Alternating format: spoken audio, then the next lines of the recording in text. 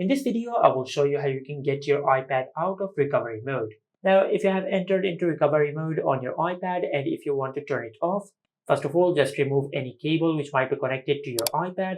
And after that, just perform a force restart on your iPad. If you have an older iPad, just press and hold the power button and the home button at the same time until you see the Apple logo on the screen. And if you have a newer iPad, as I have over here, just press and release the volume up button and the volume down button.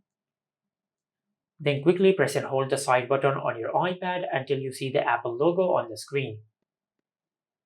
And after you see the Apple logo on the screen, just release the side button. Just remember the button combinations.